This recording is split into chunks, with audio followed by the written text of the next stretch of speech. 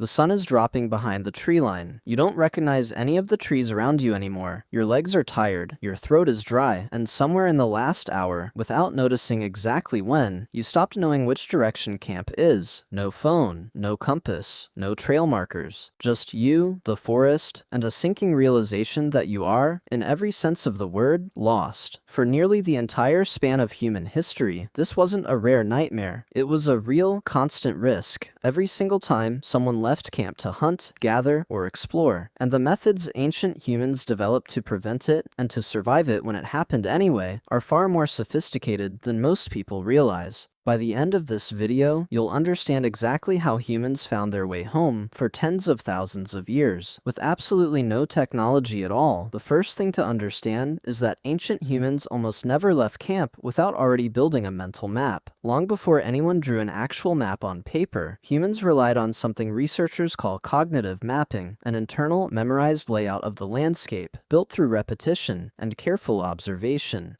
Hunter-gatherer groups would return to the same territory again and again, and over years, sometimes generations, they'd memorize an enormous number of landmarks: a twisted tree, an unusually shaped boulder, the specific sound a stream made as it passed over rocks in one particular spot. These weren't just background details. They were data points, quietly logged and used for direction. Studies of modern hunter-gatherer communities, groups that still live with minimal technology today, show people navigating vast stretches of unmarked wilderness with extraordinary precision, using nothing but memory and environmental cues passed down from childhood. Anthropologists believe ancient humans operated the exact same way, but memory alone wasn't enough, especially in unfamiliar territory. So humans turned to the sky. The sun was the single most reliable tool available. It rises roughly in the east and sets roughly in the west, and ancient humans across nearly every culture on Earth used this basic fact constantly, tracking their direction throughout the day by simply noting where the sun sat relative to their path. At night, the sky became even more useful. In the northern hemisphere, the North Star, Polaris, stays fixed in almost exactly the same spot all night, every night, while the rest of the sky rotates around it. Ancient travelers across Europe, Asia, and the Middle East used it as a constant, reliable compass point long before anyone understood why it stayed still. But the most astonishing navigational achievement in human history might belong to the Polynesian wayfinders. Starting more than 3,000 years ago, Polynesian sailors crossed thousands of miles of open Pacific Ocean between islands separated by empty water in every direction, using nothing but the stars, wave patterns, wind direction, and the flight paths of birds. Wayfinders memorized what's now called a star compass, an entire mental system tracking where dozens of specific stars rose and set on the horizon throughout the year. They could read subtle differences in ocean swells, distinguishing waves reflected off a distant invisible island from the open ocean's normal pattern.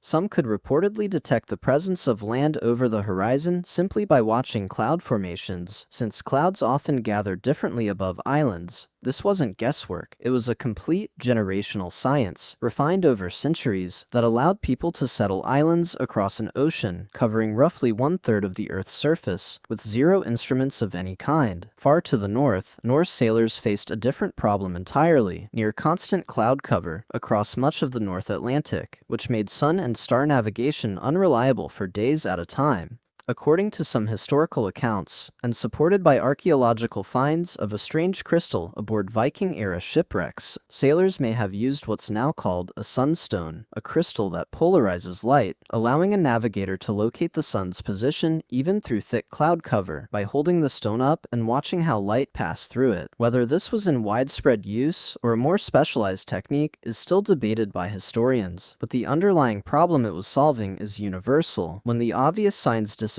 ancient humans didn't just give up. They found another way to read the environment. On land, animal behavior became its own navigational tool. Many cultures observed that certain birds fly in predictable patterns toward water sources, particularly around dawn and dusk. Desert-dwelling peoples across the Middle East and North Africa learned to recognize these flight paths as reliable indicators of hidden water, sometimes miles away, invisible to the eye but essential for survival. Aboriginal Australian communities developed perhaps the most culturally embedded navigational system of all: songlines. These were, and still are, oral tracks, effectively entire songs, passed down through generations that encode detailed routes across the landscape, describing landmarks, water sources, and paths in sequence, set to melody and rhythm, so they could be memorized precisely and passed on without error. A songline wasn't just a story, it was a functioning, singable map, sometimes stretching across enormous distances, connecting different language groups across the entire continent. So what happened if, despite all of this, someone still got lost? The first instinct, across nearly every culture studied, was surprisingly consistent. Stop moving, panic, and continued wandering were understood, even without any formal survival training, as the fastest way to make a bad situation catastrophic. Elders would teach younger tribe members to find a recognizable high point, if possible, and wait, conserving energy and water rather than moving further from known territory. Fire and smoke became one of the earliest long-distance signals ever developed. A controlled fire, especially with green or damp wood, added to produce thick smoke, could be seen from a significant distance, and search parties from camp would specifically watch for smoke rising in unexpected locations. Search itself was rarely left to chance. In many hunter-gatherer societies, a missing member triggered an organized, methodical response, search parties fanning out in specific directions based on known terrain and likely travel patterns, often guided by trackers skilled enough to follow footprints, disturbed vegetation, or broken branches days after they were made. Tracking, in fact, might be one of the most underrated survival skills in ancient human history.